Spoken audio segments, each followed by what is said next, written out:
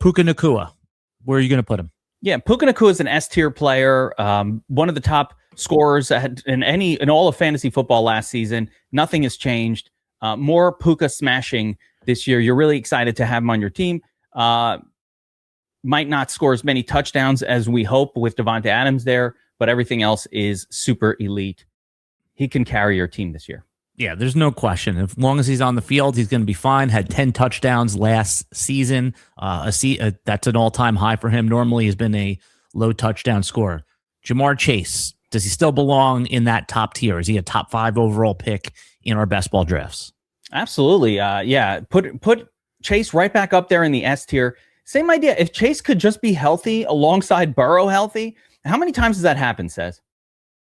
I mean, it's, it doesn't matter how many times. When it does happen, it's nuclear. I think maybe in all of his career, maybe twice, they've had a full healthy season together. I can't wait. I have the same enthusiasm at the start of every year with this guy. And I think he's going to carry teams this year. You're really excited to start your draft off with Chase. All right. Again, we're not going to go in exact order of our rankings, but because I want to see how you place these guys now that we have a baseline for our S tier guys.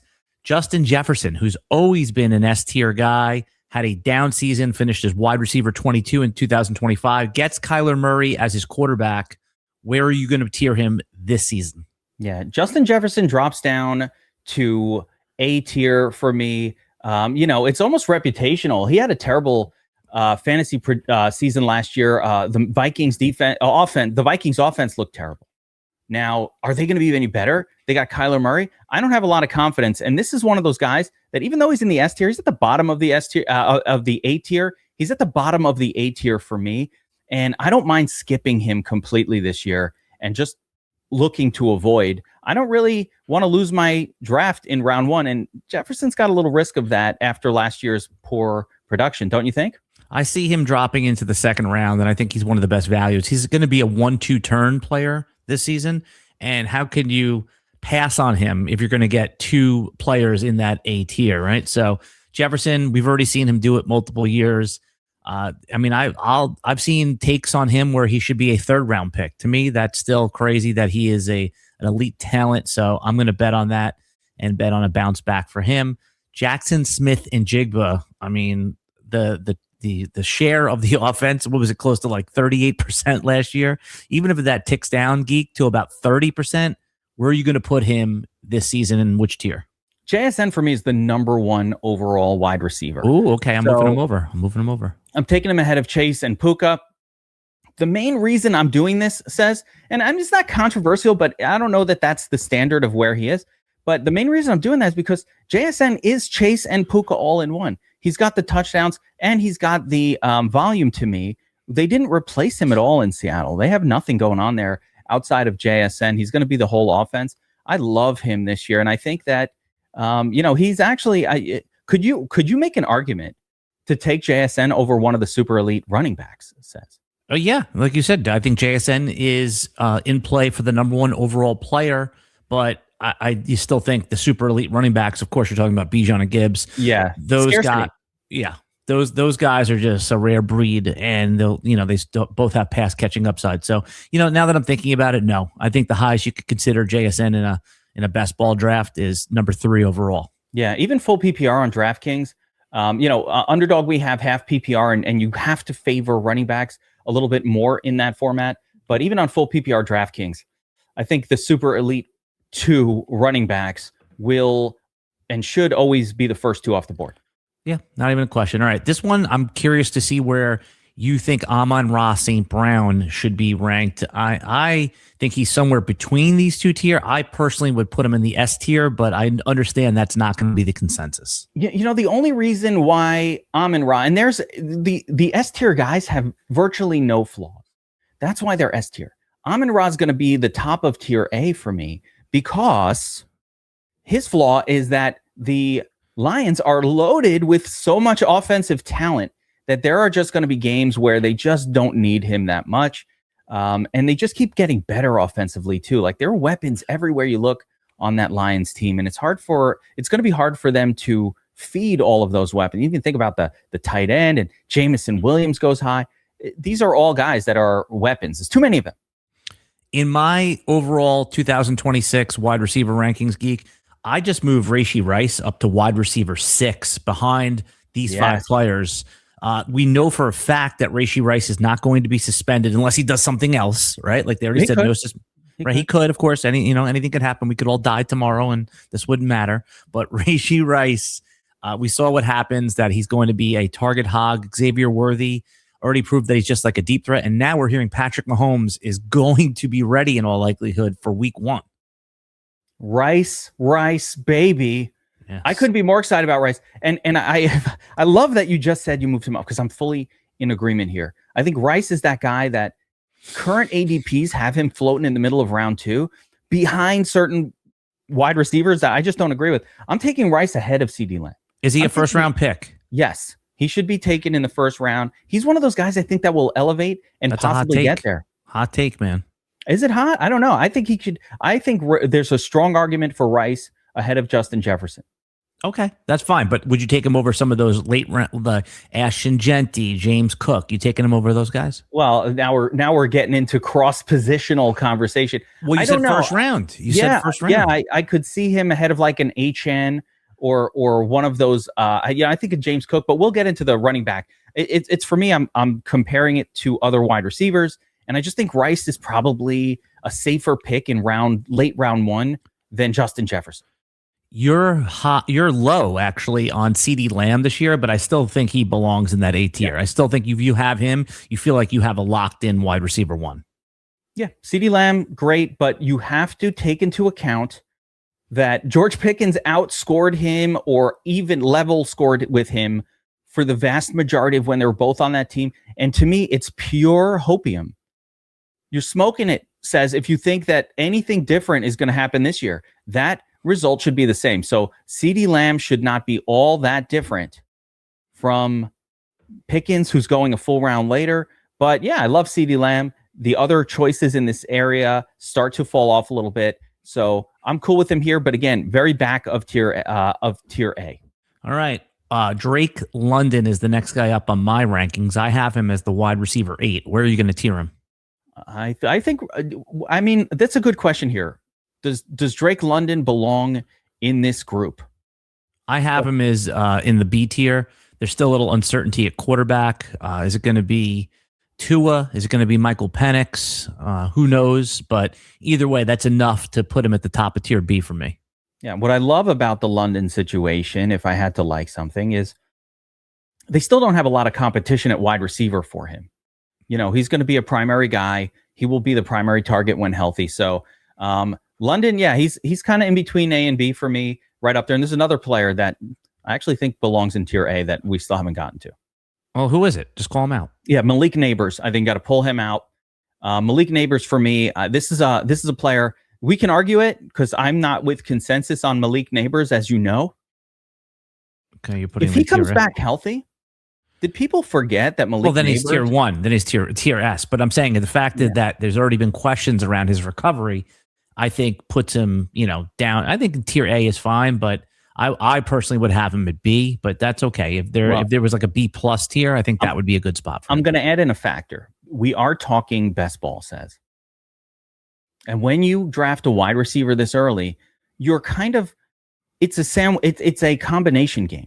You also have to think about the quarterback that now you are forced in many ways to take alongside this player. So as we take our minds specifically to best ball, if I'm taking Rashee Rice, well, I'm probably going to take Mahomes on that one. Lamb, I'm going for Dak. And with Neighbors, I get Smith some Dart. Let's go. So the combination of Neighbors and Dart, if I had to compare that combo and the cost of those two players compared to, Jefferson and freaking Kyler Murray, no, thank you. I don't even want that. Or Mahomes is not one of my favorite, fantasy football quarterbacks generally. So I think the best QB wide receiver combination in tier A for me is going to be Neighbors and Dart. A guy moving up the fantasy football rankings is A.J. Brown because there's an anticipation that he's going to be traded after June 1st to the New England Patriots and be Drake May's number 1 wide receiver. You have to think if they're trading for him that finally AJ Brown's going to get his 9 targets, 11 targets a game. Is that good enough to put him in the B tier for you? Yeah. Yeah, I think so. I was a big hater. If you watched my best ball and all my stuff, and you did, we talked a lot about this last season. I didn't understand AJ Brown in round 2. I thought it was one of the worst picks last season. I made videos about it, talked it up. Well, he's not on the Eagles anymore, on that place where they don't throw enough to support really even one or definitely not 2 wide receivers. Now we go to, if he gets on the Patriots, yeah, I love it. Is it locked in? Is this definitely going to happen? This this Patriots trade? Nothing's definite until it's definite, right? But it by all accounts, it's going to happen. Yeah, if that happens, that's great. And so, I wish he was going a little bit further down currently as terms of ADP, so we could get this bargain that will rise up later. But it sounds like, his current ADP is kind of like the end of round 2, early round 3. I don't know that even do you think if he goes to the Patriots, he rises beyond that? Does that lift him up a little bit? I think he'll go in round 2 if there's some hype on him to the Patriots. If we see a highlight, if there's some talk. But yeah, he's a great round 3 pick, but I think we could see him creep into round 2 as we get into the summer. Yeah. I don't see Nico Collins on our list, but I think that he would be a perfect tier B guy as well. I think that you're never excited to draft Nico Collins. He's a good boring pick, but he's still the number 1 option, presumably, in that Houston offense. Yeah. Shout out to Tank Dell, who's going to show up on my sleeper, on our sleeper list this year. Collins gets hurt a lot. I don't love him as an anchor WR1 for my squad because he gets hurt a lot. And I would argue, there's some other names in this zone, but Nico Collins got a firmly B tier guy. You're okay with him. You're happy starting him every week. You're never thinking about, oh my gosh, do I need to bench this guy? He's your starter every week. All right. The next guy on my rankings is George Pickens. I mean, we already have CD Lamb in tier A. Is Pickens a tier B or tier C guy for you? And it's very hard to have two top 15 receivers on a team. If it actually happens, I mean, Dak's going to be a top 5 QB again. Well, it will happen. And really the problem is that it's Lamb who is a little bit too high here for this reason. Lamb and Pickens probably going to do the same amount of production this year. Pickens carries a little more risk he also carries knucklehead risk. Like he just becomes a knucklehead and everybody starts to hate him. He signed his tender though. So I mean, he's going to be on the team for a year. It's a highly paid prove it year for him. Pickens likes to get paid. So yeah, I mean, he's firmly in tier B. Again, it's why not take Pickens instead of Lamb? You're going to get about the same fantasy production. You'll get a discount of at least a round or so in terms of what the cost of the player is. And Pickens is great. And again, he's the one that ruined CD Lamb. He's ruining it. Yeah, my wide receiver 13 is Chris Olave.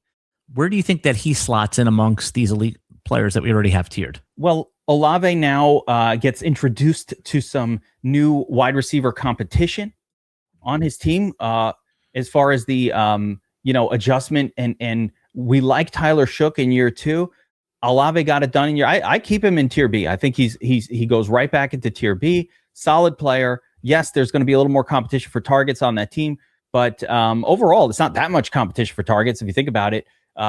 Slide Olave in there in tier B for me, with the other guys. This is that classic. Does the new wide receiver hurt or help the embedded guy? Right, like the argument goes that Tyson will take targets away from Olave, or will he take attention away from Olave, right? Like we go back and forth on this all the time. And let's not forget, even though he's kind of a scrub, Devon Vele was proved that he's a real NFL player. Juwan Johnson is going to get some targets as well. I think he's a good sleeper tight end again for 2026. But either way, if Olave, the only reason Olave was like a 7th round pick last year is because he's coming off multiple concussions and injuries. Last year stays healthy.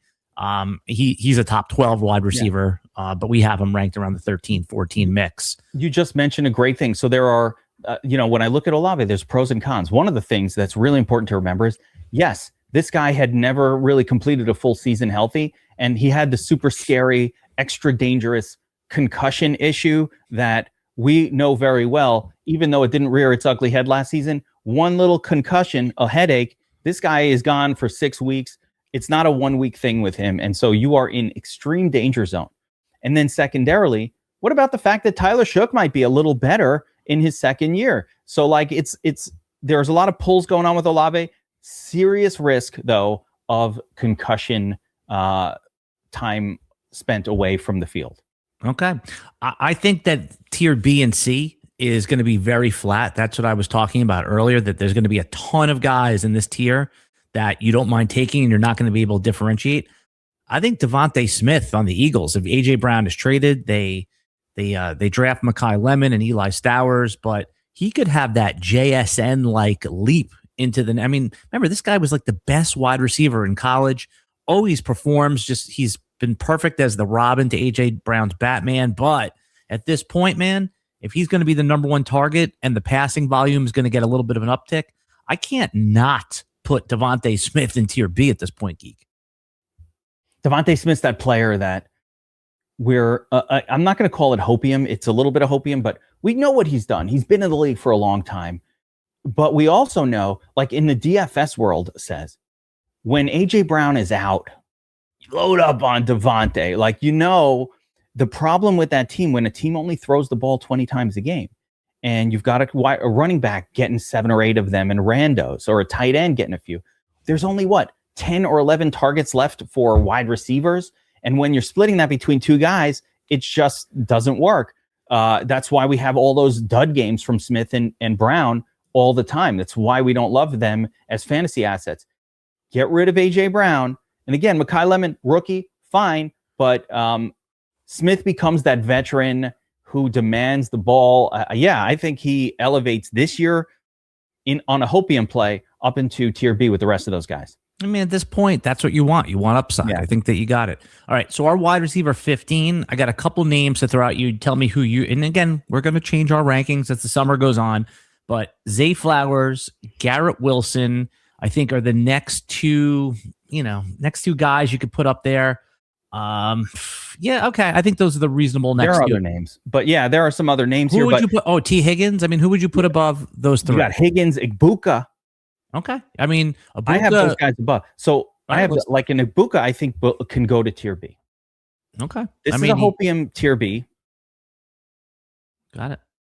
You would put Ibuka in the same, like these other guys, London, A.J. Brown, Pickens, Olave, Devontae Smith, they did not have that drop-off. That drop-off at the end of the year with Ibuka scared me a little bit. Now, he's going to be fine, but I think that these other guys are almost like guaranteed, whereas Ibuka, we saw the upside, but that rookie fall-off was a little scary, and, we see it all the time where, I mean, right now, Ibuka is a good name, good in Dynasty. He's got good trade value, but I don't think I'm secure enough with him. Yeah. I mean, I would take him there, but I do believe I'm going to have to fight you on this one. Yeah, I think you're right. He's a tier C guy.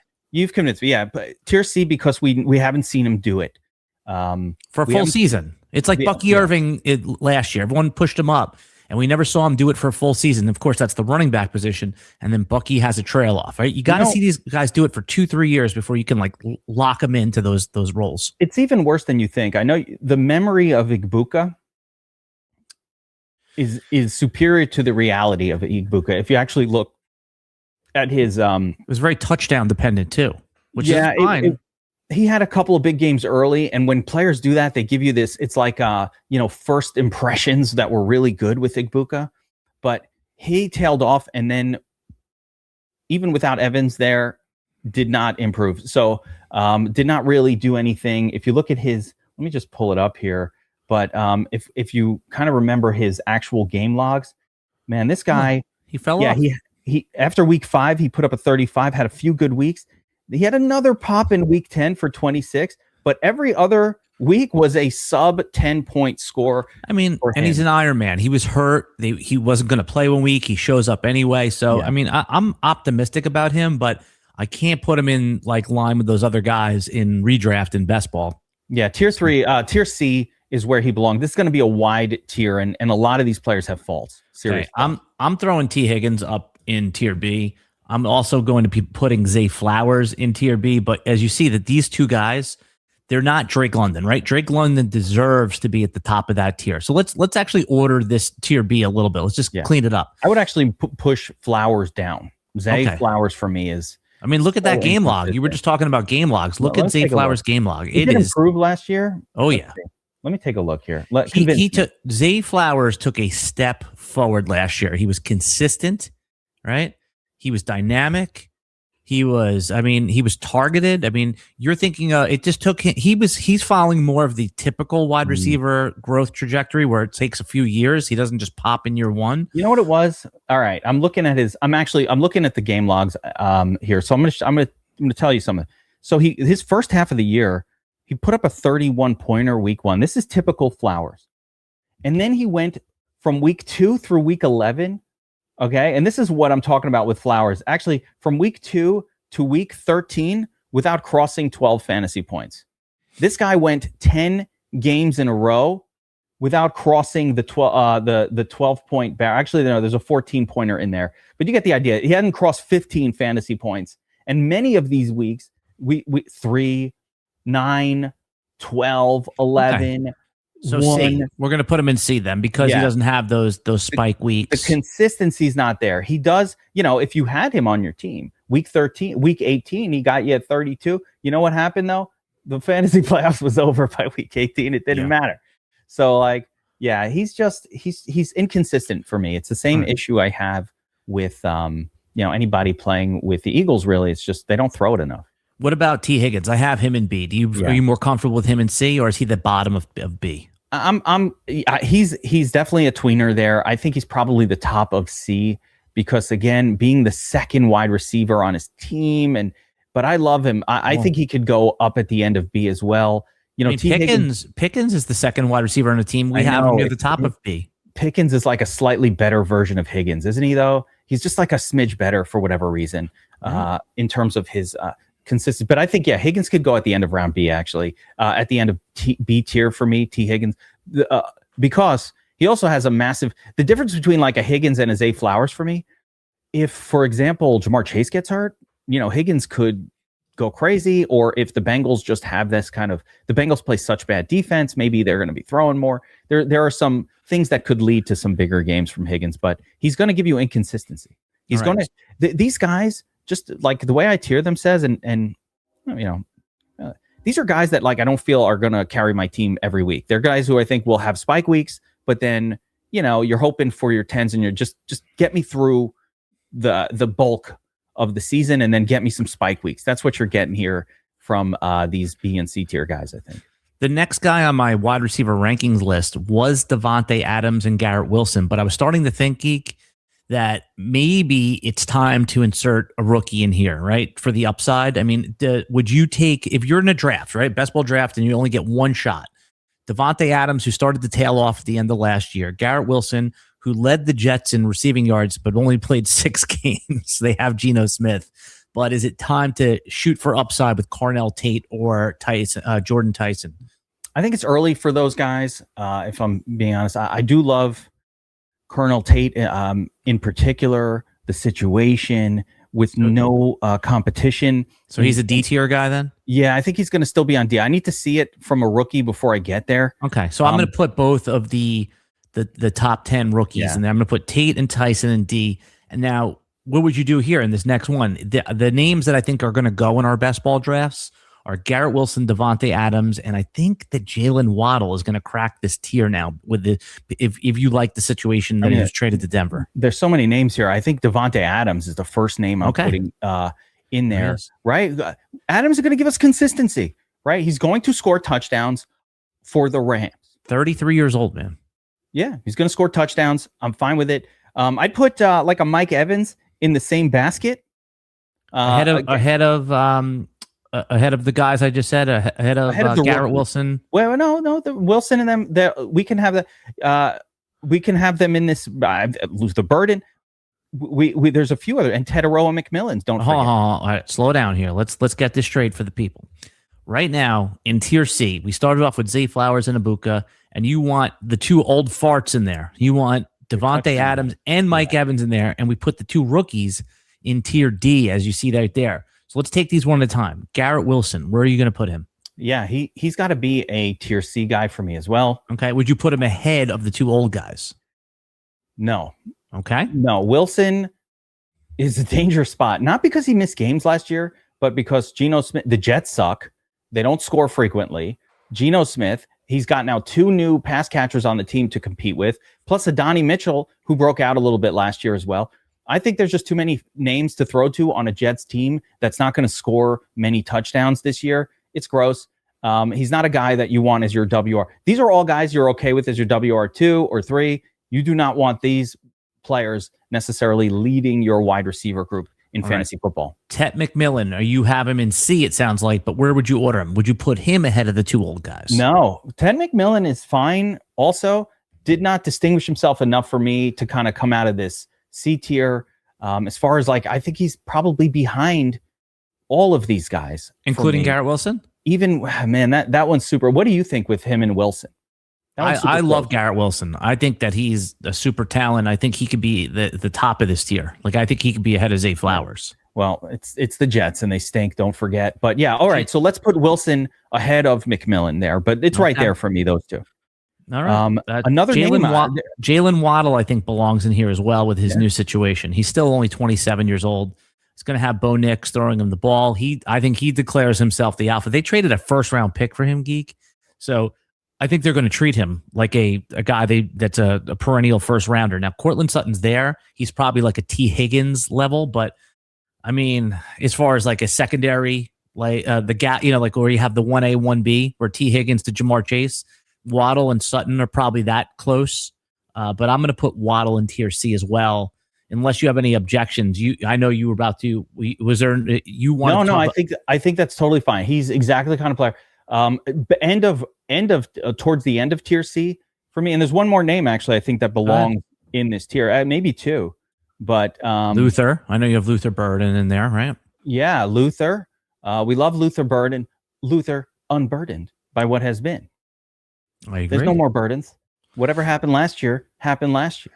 Yeah, I mean, when we do our bust episode, Luther Burden is going to be my biggest fantasy bust. Is he? Yeah, I mean, I don't see Rome Odunze was already hogging all the targets when he was there, but fine. After his injury, he tailed off. You add in Colston Loveland, and you add in. I mean, they're gonna. I mean, Caleb Williams is good, right? He's like our QB5 in Dynasty at this point. But I just think that the game-to-game consistency is going to be a challenge for Burden. And one of these guys each game is going to pop, right?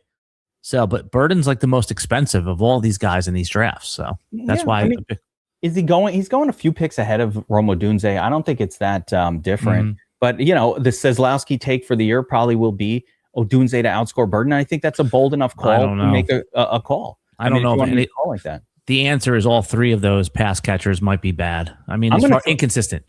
I hope not. I mean, that means bad for Caleb and the whole Bears offense. No, Caleb good. What I'm saying is they'll be spread around too much. Could be. One more name I think belongs here, and I don't know that it's consensus or whatever, but I loves me some DJ Moore. He's going to the Bills. He's going to have a Stephon Diggs level resurgence on a Bills offense that has literally no one to throw to. So let me get this straight. A classic stud wide receiver who's not that older. Okay. Amari Cooper, scary, but this is not the Amari Cooper situation. Goes to the Bills. He will now be a focal point of a passing offense with what we all believe is the best quarterback in the NFL at the helm. And yet DJ Moore is what? Not as exciting as a lot of these other guys here who all come from sketchy situations. No, thank you. DJ Moore is going to be a league winner for me, he's a priority player that I'm looking to grab in almost every draft because he goes way later than I believe he should. I would take him ahead of most of the guys in this tier. Where? Tom, would you take him ahead of the 2 old guys? Yes. Yeah, he's towards the top of the tier for me. Take him ahead of Flowers and Ibuka? Yeah, probably. Okay, so he goes to the top of tier. Yeah, he's going to be at the top of the. But that being said, you don't have to take him there. He's going to be available multiple rounds later. So this is more of and the other part for best ball that I love about DJ Moore is there's finally now a stackable piece with Josh Allen. This is the only player. It used to be Khalil Shakir. For the most part, this is the only player you can really stack. You get both. Well, K-Shaq, you'll try to get him too, but these tight ends always do nothing without Allen. I did a study of DFS the last couple of years. And Josh Allen, when he wins you the tournament that week, like when he's at the top of a tournament, it's unstacked almost all the time. Like even Khalil Shakir rarely needed. And none of the other guys were ever showing up in stacks with Josh Allen. So he's like a naked quarterback, as we like to call him. But I think now with DJ Moore on the team, that will be the stack. All right. We have 22 wide receivers ranked, so we're going to have to put 2 more guys in our top 24. I'm going to give you a couple suggestions, and then you could see if they belong in this. Because look, we have to make some tough decisions here, right? Like and by the way, that if we include Tate and Tyson in our top 24, right? Like that. Yeah. If these guys we can go a little past because there's a couple of we have this D tier and there's a couple of names I want to get to. Well, it just goes to show you that this is what I was saying to you is that the top 24 is very flat this year. It's top loaded, but at the same time, it drops off pretty quick. But in best ball, as long as you get those spike weeks, okay. So the names that I was going to put forward were Rome Odunze, Terry McLaurin, and Alec Pierce, along with Jamison Williams. Yeah, I mean those are the right names. Where would you put Terry? Is he D tier or is he C tier? No, that's a D tier player. Ahead Terry of the rookies McLaurin, or below? I'm still putting him above the rookies. Okay. So let's instead of the Rome Odunze. Yeah, top of the tier. Okay, ahead of Terry. Yeah. Okay, I'm just a couple more. Alec Pierce, does he belong in these tiers or is he too risky? I mean, gets paid $29 million a year, Geek. He said he wanted to go to a place where he's going to get heavily targeted.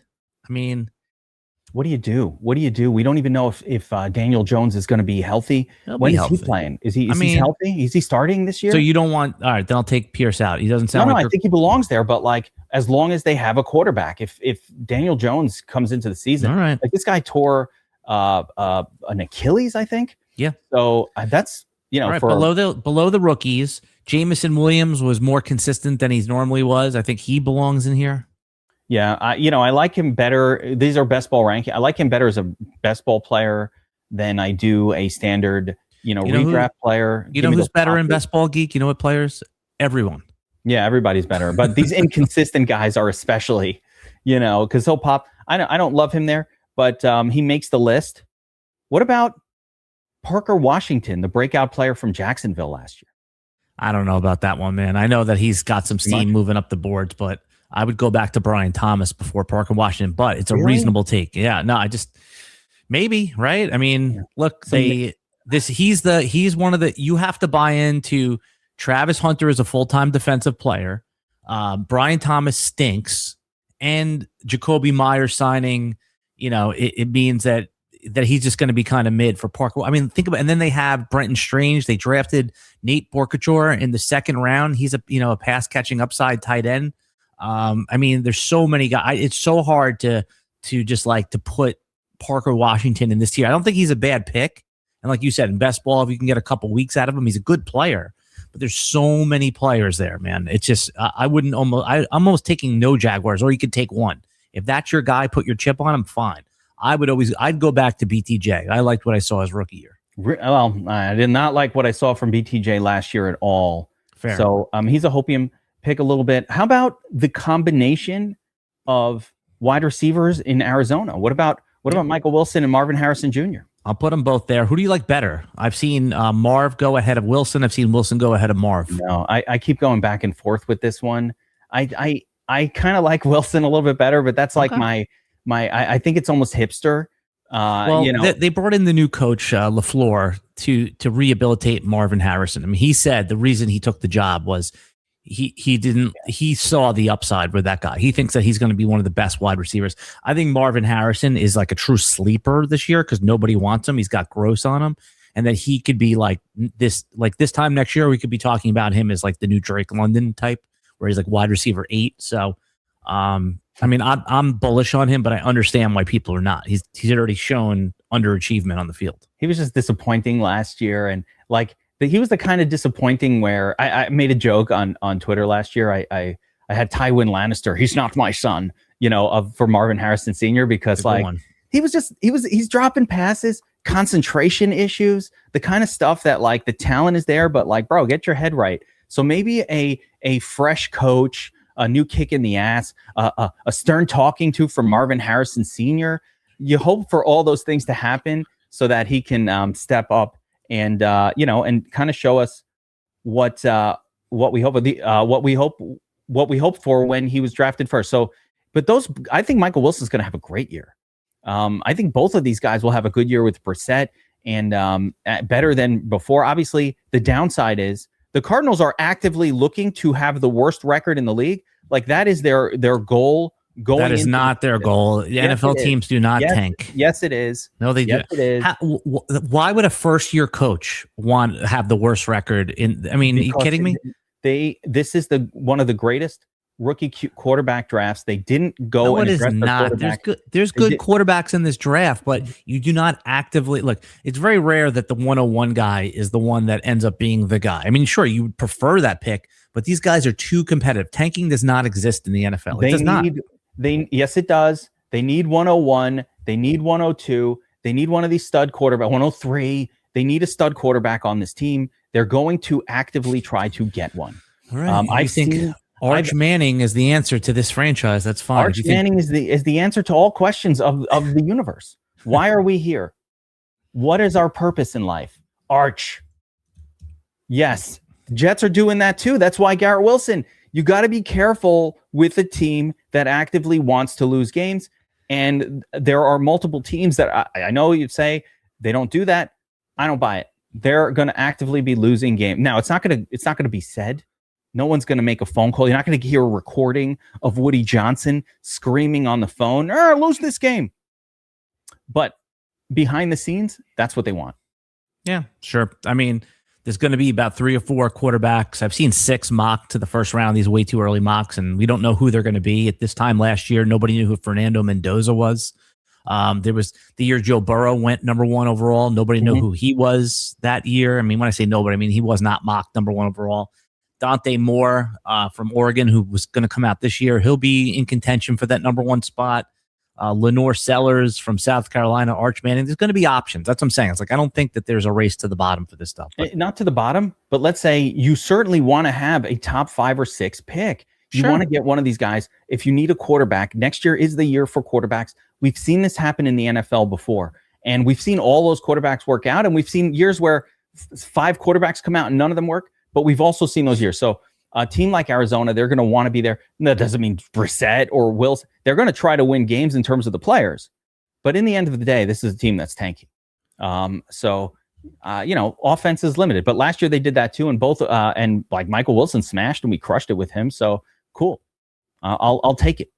Only one name really I would say that is in consideration that didn't make this group. And then I have everybody else pretty solidly below. But the one name missing here that I would add says, what do you think about Christian Watson in Tier D? Yeah, sure. I would even be comfortable with him as a Tier C player, but that's fine. Yeah, he could get up there. I mean, he has the injury history on the downside. It's a rough game, man. A rough game. At this point of the draft, you're drafting for upside. Like Tier C receivers are going in like the 5th or 8th round, 7th round. Yeah. So this is pretty much the end of like who you're happy with as your starter, as your starting WR1 or 2. If you get 3 of these guys, how about Ladd? Fine. Ladd, you put it Ladd up there, or is it just too crowded? It is pretty crowded there.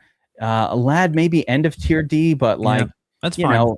Ladd has not distinguished himself from quote unquote other wide receiver on that team, right? Cool. They're all kind of even Quentin Johnston takes it sometimes, and Romeo Dobbs is a popular sleeper pick this year. It's tough. I mean, if AJ Brown goes to New England, Dobbs is in a good spot, but again, these guys would be the next one down. So Geek, that's it, man. That's our top like 30 plus wide receivers. We'll mix this up again like every couple weeks, and then as we get towards the after July 4th.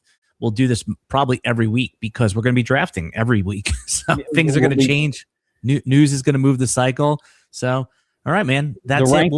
One little thing to get ahead of one little strategy note from what I'm seeing here says, and I want to get your take on it. But like my one quick strategy note is when you look at the flatness of tier, let's say C and D, or really even, especially C and D, how flat they are. These players are all kind of the same, but they span multiple rounds. This is an area when I start to see that flatness where I kind of don't care if I get like Flowers or Waddle or Luther Burden.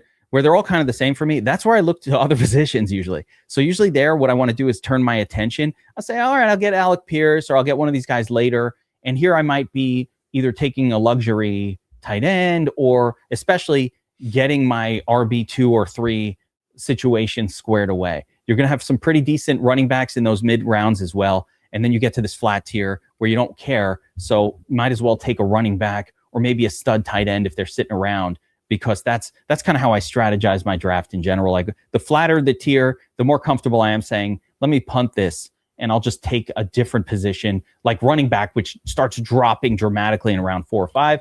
You want to get those guys there. Yeah, I think a strategy video or 2 or 5 are in order for us. That's our favorite part of fantasy football. For me, at least. I don't like the player take stuff as much because I really don't have player takes anymore. I just love the strategy and, like you said, the tiering stuff. So, of course, you're going to have a couple guys you're high on, a couple guys that you're low on versus consensus.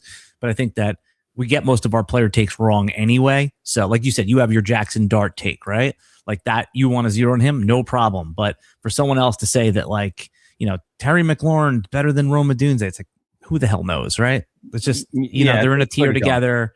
You figure out that I don't care which one of those guys I get as my WR 2 or 3. It's like, as long as I have one of those guys in tier, you could, you say, okay, I want 1 tier S or A receiver. I want 2 from B and 1 from D or lower, right? Like that's kind of how I think about fantasy football in 2026. I actually think maybe the most important part of the draft comes after these first 30, where especially when we're talking best ball, what I like about those drafts is the next group becomes so important. Yeah. Like if you can pluck a Josh Downs a few rounds later, and that guy becomes a useful piece for your team, or like there's some names there like your Downs Concepcion, some of these rookies, if they get Downs versus Pierce is like a real debate this year. But I hear the Downs crowd getting louder and louder. How about like names like, how about Ricky Pearsall? Can he finally put it together with low competition on the 49? If he does, he's going to elevate to a B tier player. So your goal, like my goal in fantasy football, like with the bench and especially with the best ball team later on, is going to be look for players outside of these top 30 that have the chance to be B or better tier level players this year. And you got to find, they're hard to find, but if you can pluck a few, that's how you're going to win your league. And, there are definitely some names. We'll go over that another breakdown, some of those names that like have a chance to elevate. All right. You follow him at F Football Geek on social media. I'm at Alan _. I'm an underscore now, Geek. I'm Alan _Seslowsky. And we'll be putting up new videos all summer long, all spring long, all season long on the DFS Army and Fantasy Football channel.